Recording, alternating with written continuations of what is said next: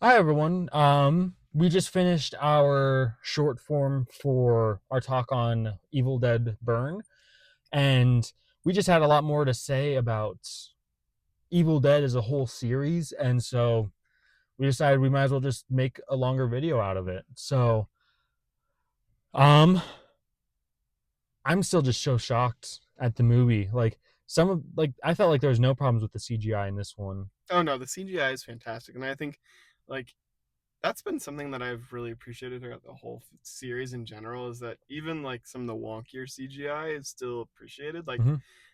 in the original trilogy, back in the day, I found all the stop motion stuff so fascinating because it's just like that's my sort of thing. I love seeing stop motion in film and just in general. I've done a little bit of it myself, and so I kind of know what it takes to do that level of stop motion. And so seeing it on that scale and that scope, it really just is impressive to me, and it looks fantastic, and it blends really well within the films. And so The way that they did the stop motion for Army of Darkness was hilarious the it's whole so time. it's so funny, and when you really like know how much time goes into that, you just like really appreciate it so much more. And I love it. I think that it's incredible whenever they do the stop motion. It's one of the biggest highlights, I think, in my opinion, in terms of the way that the first three were made. And I would love to see them bring back doing stop motion. I know they probably won't, but Probably not, yeah. as somebody who loves that style of art form, even if it's just for one scene and one character, just something small, I would love to see them bring back the stop motion. I mean, they did it for the Mandalorian and Grogu earlier this year, so stop motion is still being done in films. So next Evil Dead movie, please bring it back. I mean, I know we're getting a prequel in 2028, so that would be a perfect time actually to kind of go back and do some stop motion with the prequel. I think that would be such a cool nod to kind of the original series. It What do you think wouldn't about it that? wouldn't shock me if they did some more stop motion. I I don't think it's really necessary, especially since they've started like switching away from like how it was in the original movies to like more humanoid looking. Because like the original ones in like one, two, and Army were like very obviously like a demon, or like they were very obviously a deadite. But in these ones, they're going a little bit more subtle. Like they're definitely still like torn up. They're definitely still beat and bloody, but they, I feel like they're a little bit more subtly. Oh yeah, Like, they definitely have like they're not like as obvious as mhm. the way that they were done with the original trilogy. But I still think that, especially for a prequel kind of set before the first movie, that it would be an interesting and well appreciated nod to the original to kind of do a little bit of stop motion. Like you don't have to do it Yeah, for the whole thing, just a little bit of it would be super cool, and I would be like, yes, that's awesome. And and bring back like the other types of deadites, like the skeletons, and like the more army esque look, but like have something for them again. Like have like a deadite summoner esque thing. Like I feel like my like biggest disappointment with Burn is how little the Deadites insulted. Like there are definitely some good ones in there. I feel like they did less but better ones. But like just the random curveball insults were so hilarious in, like they did it in the originals a little bit, but like the 2013 and Rise, those ones were just so funny. Like that made the movie significantly better for me because I was just laughing every time that there was just this random insult going through. I do agree with that. I do like the insults, but I also feel like that's kind of like the benefit of having a different director each time is that their approach to the comedy within the film Yeah. is so different. Like, there's a lot of times in this movie that we were laughing and that the theater was laughing. Like intentionally funny though. Like Like they're there's a difference intentionally between funny. like, I hate when horror movies are unintentionally. I mean, I don't hate it, but it kind of takes me out of horror movies when it's unintentionally funny. But this one was intentionally funny, which made me know that they're actually like locked in on the movie. Yeah, The grandma was hilarious. Like almost every line she had was so funny.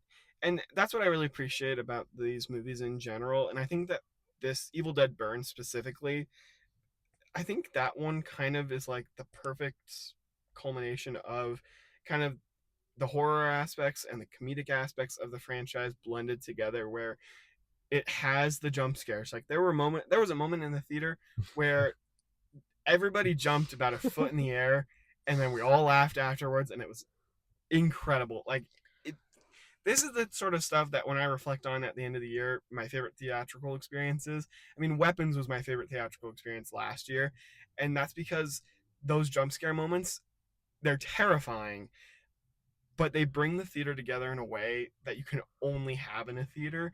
And so it's moments like this that I'm like, yeah, that's awesome. But at the same time, there's so many jokes in this that are so funny that it is kind of like the perfect blend of what they were shooting for with the original trilogy, of blending kind of the scarier moments with the comedic ones to lighten the mood, but also really enhance those more terrifying, grotesque moments. It also never takes you out of it. Like the Yeah, comedy in this like fits so well in that like you don't get pulled out for a joke to be put back in. yeah, and Like there are some, definitely times where yeah, it's like a pause of like something intense to go back to it, but it's never done in a way that hurts the movie. It's a way yeah, that like helps build the tension up. Like there's some time passing, and so like there's a good spot for a joke. And I feel like this one was definitely the funniest oh, definitely. out of all of, or probably Well, not Army of Dark, or I of the think new I ones. think Army of Darkness is by far the funniest, but that's because it was That's, more yeah, it slapstick. was But meant to be like an of the newer action ones, I comedy. would Yeah. agree this is the funniest.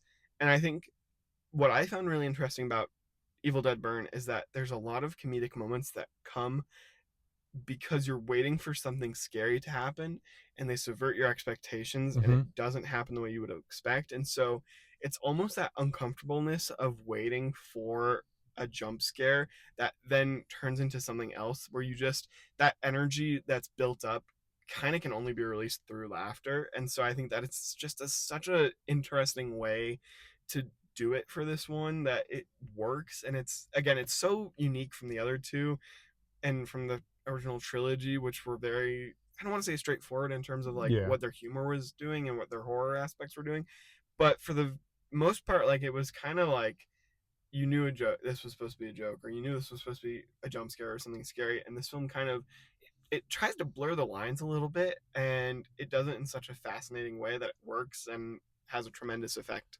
And the lore in this, I feel like expands a lot. I feel like Army of Darkness beats it in the amount of lore that it goes through, but like this one establishes a lot, like mild spoilers here, but like the dagger, and like that this is a well-known and well-researched thing, even though I still have no idea how they keep making recordings of this. But like that aside, like it's a very lore heavy movie, but not in a way that actually like hurts it. Yeah, It actually really helps it because it's so standalone that you watch it and you understand the movie and the plot. Everyone does that because it feels like I could watch any of the Evil Dead movies and completely understand them separately. If I'd never watched any of the other ones, I could hop in one and have a great time. Aside from Army of Darkness, since that's like a direct sequel, I'm excited for how they're building up the prequel or like the next movie in the series. Um, but like the intro also was genius. oh yeah, I wasn't a huge fan of it overall. It was probably the weakest part of the movie for me, but the way that it linked into it, I thought was perfect. Same way with Rise. I was confused at first with Rise, but then how it like linked back to the end, it made so much sense. That was like so smart to do that. And then linking that to this, it just made it make so much sense, but not in a way to where it hurt the movie. It made it so like I watched Rise just the other night. I don't remember what day I watched it. I think it was like Thursday. But I watched it so I understood exactly what they were doing. But if I didn't watch those, I still would have understood what's happening. And I think that's just such a smart way. And that's like one of the huge benefits of having different directors for each one. Because then you don't have to worry about like making the continuity. It's all fresh, it's all separate, and it still is able to be linked together because Sam Raimi is still in development for it. So he's trying to keep the lore intact while each director is just making a great movie. yeah, And they have all like none of them, even though I'm not the hugest fan of them because they're not my typical genre movie, but each of them are still very enjoyable. Like there's maybe the first one has its iffy moments. I feel like the first one is starting to be like the weakest link for me, but every other one is still so good. They did such a good job with all of these, just making it a series. And we were talking about this earlier, but it's doing such a good job of being separate from like the tropes that most horror movies are going through now of like um old cast members coming in as like a cameo, and like the way that most modern horror movie franchises are handling it, this feels completely separate. It could have started with the 2013 one and been completely fine. I don't think that like it needed, like it feels like it's basically ignoring the plot of 1, 2, and Army, but still using the lore of those to keep it going. Which I appreciate because they are, even though they're like 1, 2, and 2013 are almost the same movie, I like that they are still so separate on each one. And I have a slightly different take on that. I do feel like, for the most part, 1, 2, and 3 definitely are their own like trilogy of things. But I do think that 2013 feels like a sequel that picks up kind of a couple years, a couple decades after, and it doesn't feel overly like trying to connect the first one in a way that most scary movies typically do, or most franchise films even do, where they have to be like, oh, this character is related to this old character and this and that, and this is how it's all connected. And so I think that by kind of just making it try to be its own thing with some loose connections, I think it works really well to kind of keep the franchise all tied together throughout. And I mean, we were talking about this as earlier as well. Like, this franchise is 45 years old at this point, and there's not a single bad film in this Yeah, franchise, and I think that that's genuinely impressive. it is, especially since it's all different directors. It's all different directors, and so I think and I'm glad that they do this because each person has a unique take on it that only that person can have, and so it allows you to have things like in Evil Dead 2013, that third act, which is incredible, or the opening title card of Evil Dead Rise, or like there's certain color gradings in Evil Dead Burn that I just was so impressed with how the lighting and the smoke and the dust kind of plays together. And it's like those are things only one person can kind of come up with because it's their vision incorporated in with the ideas that Sam Raimi built. Mm-hmm.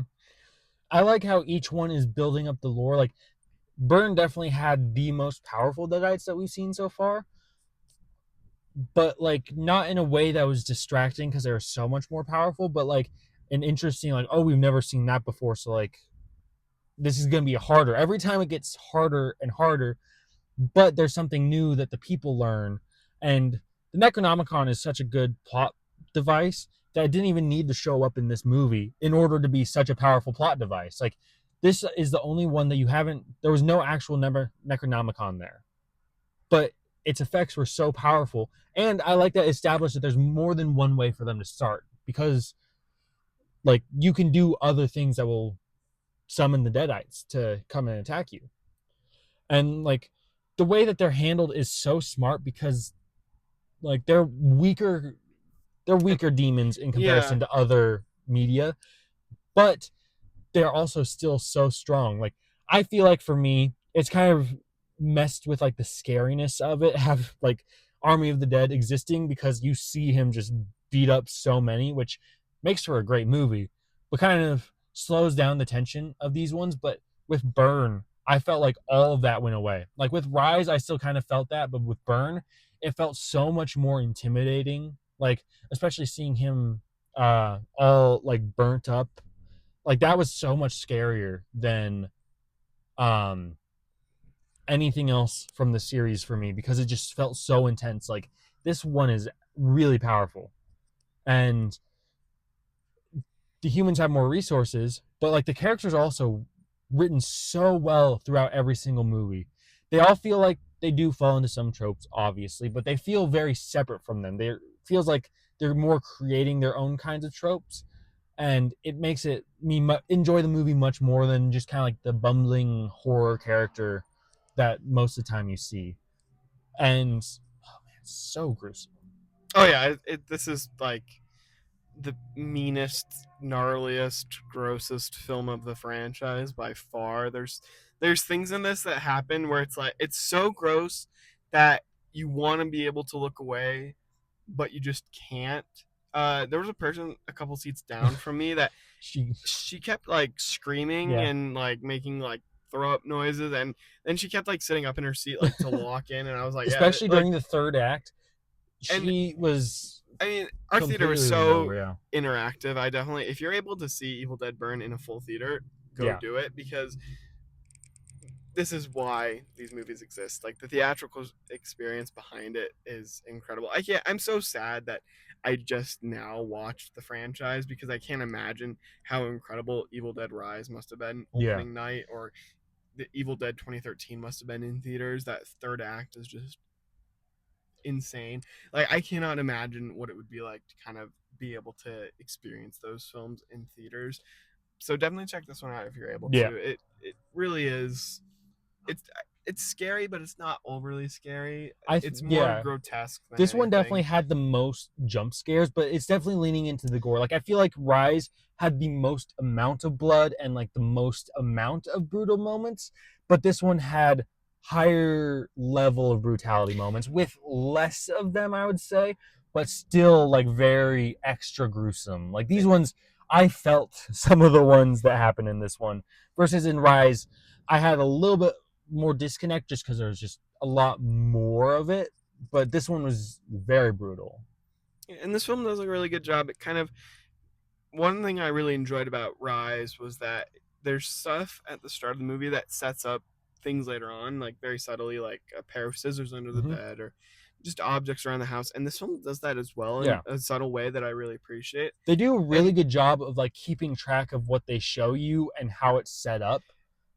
I find that so satisfying to kind of watch a movie that you clearly know something is going to happen Mm-hmm. with these objects, and to see it come to life, and just the way that certain things do. Even there's stuff in this that you wouldn't expect to be used Mm-hmm. as weapons, or as, something to kind of move the story forward, and then it happens and you're like, Mm-hmm. whoa, that was like unexpectedly fresh, Yeah, and it works. And then there's stuff that you're like, yeah, that's, I clearly was going to be something that they use, yeah. and it still is incredible to watch it come to life. And If you like the like Chekhov's gun rule, these movies do a great job with making sure that if there's something that they intentionally show, it's going to be used in some way. although I think for this franchise it wouldn't be Chekhov's gun, it would probably be Chekhov's chainsaw. Yep, the chain. um I I'm kind of sad that they didn't end up using a chainsaw in this one. They used that like weed whacker thing.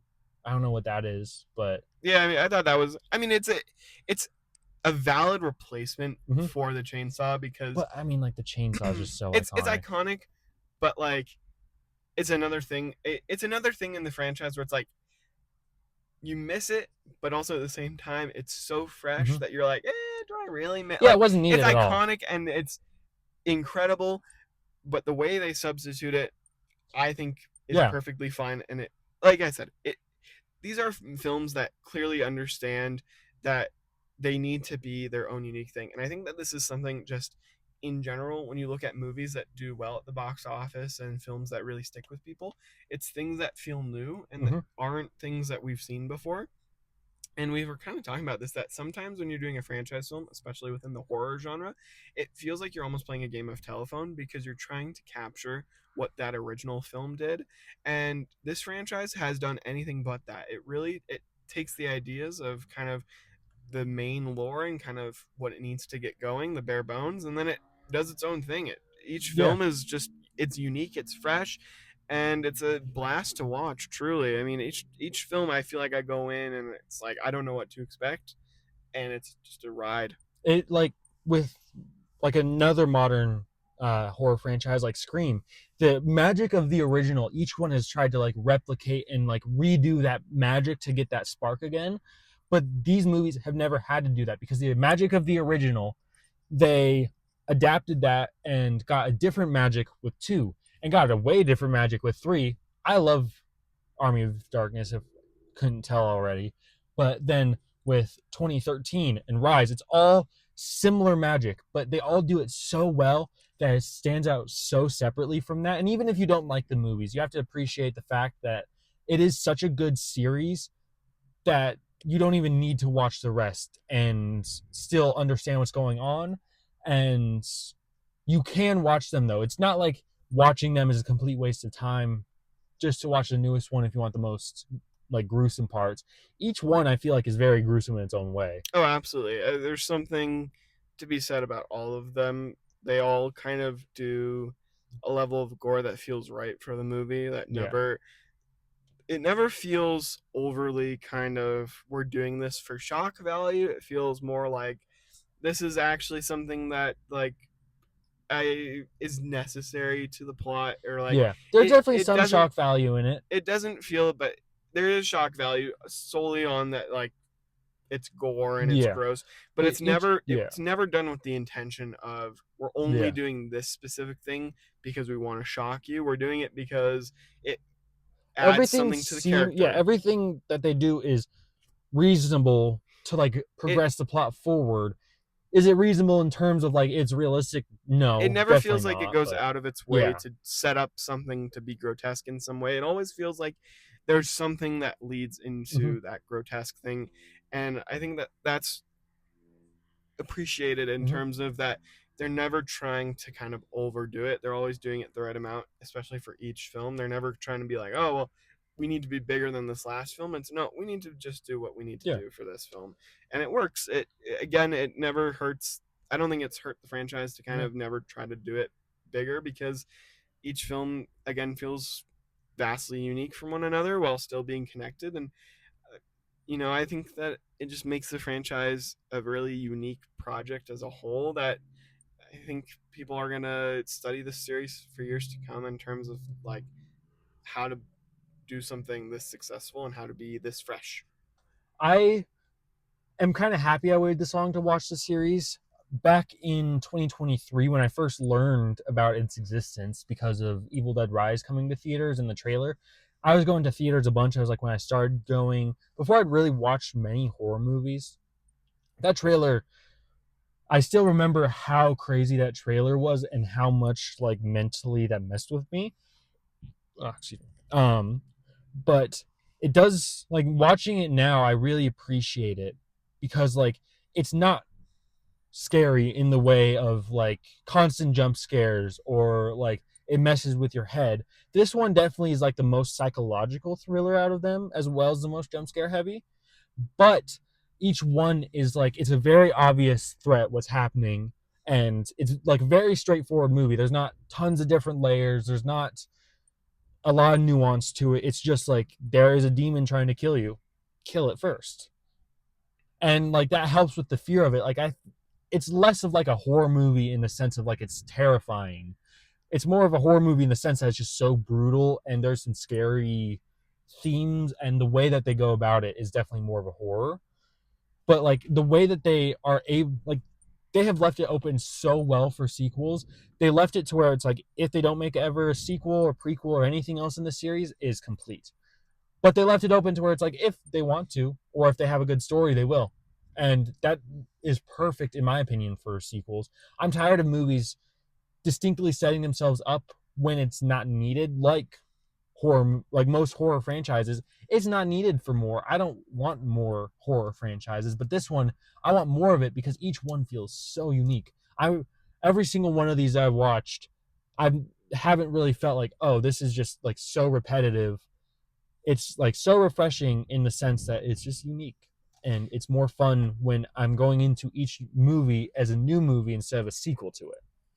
Agreed. And speaking of trailers, I do think that it's interesting that there have now been two movies that the trailer is 10 times scarier than the actual movie itself. And I think that just speaks to kind of, again, you kind of have to watch these movies for yourself when it comes, Yeah. like, it's like a don't judge a book by its cover, but don't judge a trailer by how scary it is, because chances are the actual movie is probably less Yeah. scary than the trailer. On a few occasions the trailer has been more tame than the movie, but like Weapons last year, the trailer was terrifying for Weapons, and the movie was It it was was scary, but it yeah. wasn't like overly scary the way that the trailer presented itself. And same with this. The trailer for this was kind of crazy and a little bit more intense than the movie actually felt. And I think that that's just a really interesting thing, but really kind of it's a good iteration of don't judge a book by its cover, but don't judge a scary movie by how scary its trailer is. I also really like that these movies are not jump scare heavy, especially with modern horror movies. It feels like a lot of them are very jump scare heavy. Like there are definitely a lot of exceptions to that, but the way that they handle jump scares in this is very tasteful. Each one is predictable, yet it still gets you to jump every single time. I jump to every single one of the jump scares except for maybe like one. Yeah. I jump easily, so that's not a good gauge for whether Yeah. it was a good See, jump scare. But like each one was predictable, but they made you wait just a half second longer than you're expecting. So that way they actually got you to jump. they really, I think that this is, I mean, we've seen a lot of discussion of this, especially with Obsession and the Backrooms, in terms of that the modern jump scare is something that audiences have come to expect. Mm-hmm. They know that when the audio gets turned down and you zoom in on a The character, music starts getting music tense. changes, you are expecting there to be a jump scare. And the modern audience has, because we've seen so many of these movies do it like this. So you have to change up how you do your jump scares in order to kind of get the audience to jump. And I'm somewhat jumpy as well. And it there were a lot of times in this that got me as well. And there were a lot of times where I was like, okay, I'm gonna prepare. I know there's something coming, and then it's still I didn't necessarily jump, but it still kind of like got me a little bit because they change up, they play with your expectations of the jump scare, and I appreciate They that. also use the humor really well, and like they're building up a jump scare, but then they switch to a joke, which also makes you less anticipated of the next jump scare because it's you never know what's going to come next with It, these movies, which is great. And like in a way that's like they start moving differently, and you're now extra creeped out. you're they force you to let your guard down with the humor, and then they come right at you with it, There was also and some really good it emotional works. beats throughout Oh yeah, this. there's some really strong emotional beats within this, and I really like how some of those emotional beats unfold throughout the whole thing. Mm-hmm. I think that it's really easy for these films to kind of leave that as a second priority and kind of focus in on being scary. And this film kind of treats those emotional beats as a first priority Mm-hmm. within the story and within being scary. And I think that just adds to the final product as a whole being so incredible. Um, but yeah, I really enjoyed this one. I enjoyed Yeah. watching the franchise. I think that it's such a unique franchise, and I'm glad that I finally watched it. I was a little bit hesitant at first, but then I saw some reviews of Evil Dead Rise, and I was like, I want to see it in theaters. So I'm glad I decided to watch them.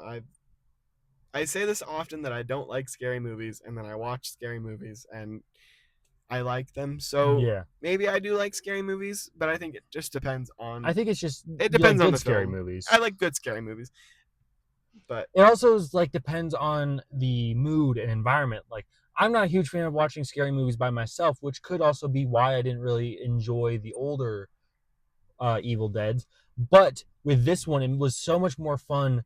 uh, Even being with one other person while watching scary movies makes them more entertaining. But being like in a full in a theater, full theater where everyone's jumping, everyone's laughing, like it's such a it's weird feeling to be like laughing in a horror movie intentionally. Like they're trying to make you laugh instead of like you're laughing because something was so comically stupid or so or bad. even just laughing because the jump scare got everybody. And I think that's the most exciting part of these types of movies is the way that it brings the audience together, and it's something that I will never take for granted because I think the theatrical experience, to share an experience in a room full of strangers, is just, it's incredible, and I love it. And I love that these movies have the capability and the power to still do that each time. Thank you, Sam Raimi, for creating this franchise. It's also incredible that It's a he's still joy. sticking with it because each movie feels so different to where you wouldn't know, especially compared to the originals. But it's so smart that he's not in the director's seat because that makes each movie feel so special from each other. And that makes it so that way like he has more hands off, but he's still making sure that it's keeping up the like artistic integrity of it because you know that it's going to be very relatively consistent to like the lore, or that's actually going to be building up somewhere, and not just like it's using the name to be a different movie, kind of like how like Die Hard was back in the day, where it's like Die Hard 1 was great, Die Hard 2 was trying to be similar, and then Die Hard 3, 4, and 5 were just different movies using the Die Hard name and Bruce Willis. But these ones all feel so I like that it's also a different cast every time. I like that there have been very little returning actors, um, next to none basically. So like I like that. I like that. Yeah, I think the final thing I have to say about this franchise as a whole is I think that it would be really easy for them to kind of take the lore and take the base of these films and make them more complex and more complicated. And I'm so glad that they've really kind of just stuck with the backbone that Sam Raimi built and that core idea of these films and then fleshed out the story from there Mhm. rather than trying to make it overly complex or overly complicated. Not that that is a bad thing, but I think sometimes simpler is better, especially when it comes to these types of films, because it allows you to create something vastly different each time because you really have kind of just like a minimalist thing to work from. And so your interpretation of it is different from somebody else's. And so it allows these different projects each time. And I'm really excited to see kind of who comes into the mantle next and who gets to direct the next one. I'm excited for the prequel in 2028 and for whatever comes next for the franchise. I will absolutely be in theaters, and I hope that you guys are as well. Um, To build onto your point, I like that they're keeping it simple. Like they're definitely building up the lore and going more complex, but I like that they're not going like super crazy power scaling. There's not like now some huge extra big powerful one. It's all like relatively self-contained. Like it this one took place mostly in a house. That's how all of them have taken place, in one house. And like the simplicity of that, the like it just makes it so much more enjoyable than like the like power scaling and ramping up of most movies, even especially like Marvel movies. Like they're getting so much more complex. There's so many more layers. There's so much more power. So like so much is like just going up. These ones are still like relatively on like just a straight line. They're definitely getting stronger, like I was saying earlier in the video, of how this is the most powerful one we've seen. But it's not like a huge improvement. It's more just like a step up. Each one's taking like a step at a time. And like between Rise and the 2013 one, they're relatively close in power. There's definitely some bigger, like a bigger step up, but it's all like relatively consistent. It feels like a normal person could take this on. So yeah, I definitely have been enjoying the series. I have as well, Yeah. and I told a friend this today when we were talking about this and my ranking of the franchise. I found this so difficult to rank as a franchise. And I said the same thing about the John Wick movies when I watched them for the first time as well. Because, like John Wick, I don't think there's a bad Evil Dead movie. I think they're all good in their own way and they all add something. They're all unique and fun to watch. And so it makes it really hard to rank because there really is no wrong or right answer in terms of ranking them. It really is just personal preference. Yeah. And it makes it difficult to rank. And so but it's fun to kind of rank them and I think that it allows for I'm appreciative of a franchise that is so good that it's impossible to rank them Yeah. from best to worst because really they're all great, they're all fun to watch in their own respects. But let us know if you've seen this franchise or if you're going to watch it now because of our review or just your thoughts on any of the movies in general. And uh, if you know any fun facts about the lore, drop them in the comments. We'd love to hear about that. Like any fun fact you know about like how they connect, or like any deeper lore that like you have to learn somewhere else. Because I haven't seen the Ash versus Evil Dead. I don't know if that's linked to the series at all, or if that's just like a spin-off show that's meant to be fun.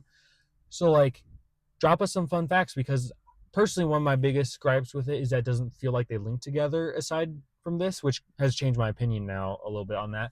But like drop something that we may have missed, like something that like you need to slow down the movies and watch them to find. So yeah, give us whatever cool lore we can find. We read the comments and we'll make sure to and respond. let us know what movie franchise you want us to review next. Yeah. We'll see you in the next one. Peace Peace out. out.